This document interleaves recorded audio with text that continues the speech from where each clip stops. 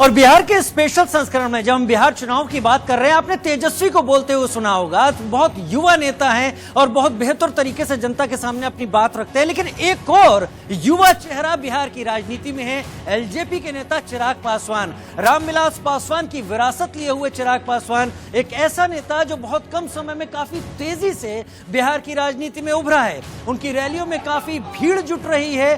Bihar first, Bihari first का उनका नारा खासकर युवाओं को काफी आकर्षित कर रहा है। बिहार की राजनीति में चिराग बड़ी मजबूती के साथ उभर रहे हैं, तो इसके पीछे उनका खुद पर भरोसा भी दिखता है जो रैलियों में झलकता भी है। चिराग पासवान ने बिहार विधानसभा चुनाव में एनडीए से हटकर अपनी अलग राह पकड़ी।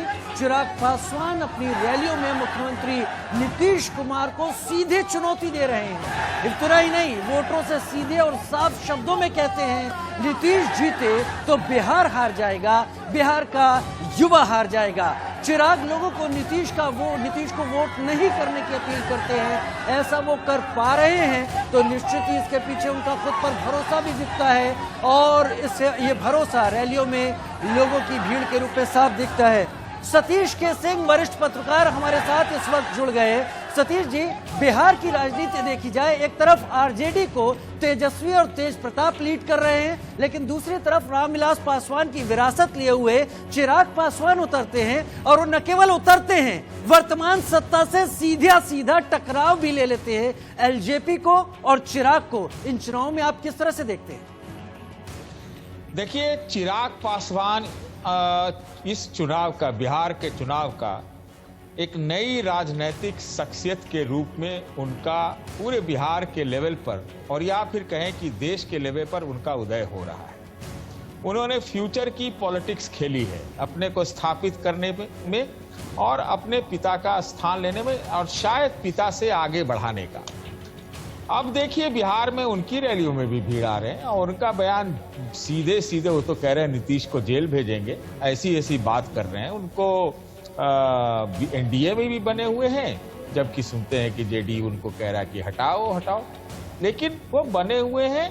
और एक बात जो मैं आपके सामने कहना चाहता हूं आपके मार्फत, वो ये है कि रामविलास जी भी जो थे वो सबको साथ लेके चलते थे। वो मुसलमानों के भी नेता थे, इफ्तार भी देते थे। वो अगड़ों के भी नेता थे, बराबर कहीं न कहीं अगड़ों को अपने साथ बना के रखा। और दलितों के नेता तो थे ही। और यही चीज शायद चिराग पासवान के बिहार फर्स्ट में दिखता है, बिहार फर्स्ट के नारे में। तो लगता यही है कि वो तो अगर नीतीश के खिलाफ आवाज उठाने वाला वो पहला आदमी है, शायद उसको शायद तेजस्वी कैश कर रहे हो, ये हो सकता है। लेकिन अगर आप देखिए, इन्होंने 137 सीट भी खड़ा कर दिए, 137 है शायद जी। तो जैसे इनके पास 6 सीटें हैं, 6 लोकसभा सीटें, तो मैं मान के चल रहा हूं, और कुछ बीजेपी से इन्होंने कैंडिडेट लिए, तो मैं मानता हूं कि कम से कम 2 कैंडिडेट तो इनके पर लोकसभा जीतेंगे, तो 12 ये हो गए।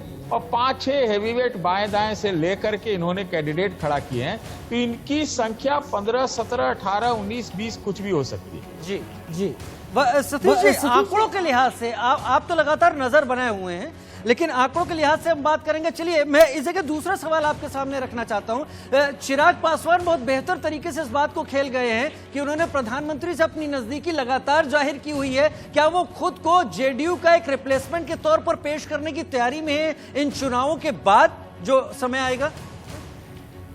निश्चित रूप से ऐसा लगता है कि अब तक एनडीए में वो बने हुए हैं, एनडीए से उनको निकाला नहीं गया उनकी पार्टी को, तो निश्चित रूप से, और चर्चा भी है, स्पेकुलेशन भी है कि इतना कहने करने के बाद नीतीश जो उनके मुख्यमंत्री के चेहरा हैं बीजेपी के, इसके बावजूद भी ताल ठोक करके चिराग पासवान नीतीश को क्या कुछ नहीं कह रहे। तो इसके बावजूद अगर बने हुए हैं, तो चाहे बिहार की पोस्ट इलेक्टोरल अरिथमेटिक रहे, उसमें उनकी भूमिका होगी और मुझे लगता है कि दिल्ली में भी भूमिका होगी। तो ये निश्चित रूप से ये बीजेपी ने वो रास्ता शायद पहले ही तैयार किया था, उसे खोल रखा है और ये चिराग को भी मालूम है। यानी एक बात है, बहुत दूर की कौड़ी इस वक्त फेंकी है चिराग पासवान ने, युवा नेता और बिहार की राजनीति में ऊर्जा से लबरेज। बहुत शुक्रिया वरिष्ठ पत्रकार सतीश के सिंह जी हमारे साथ जुड़ने के लिए। वक्त तो चला कान खोल के, मैं छोटे से ब्रेक का, जल्द हाजिर होते हैं।